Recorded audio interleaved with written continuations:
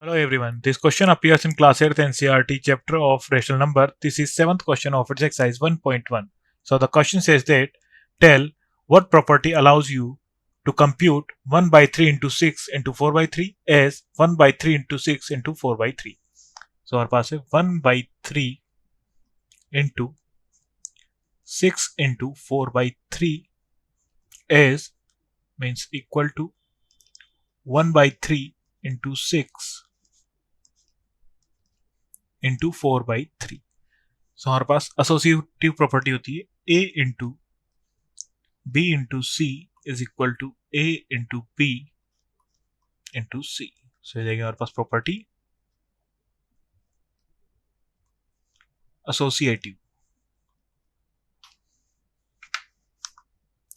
सो यहाँ पर प्रॉपर्टी जो यूज हो रही है उसे बोलेंगे हम एसोसिएटिविटी.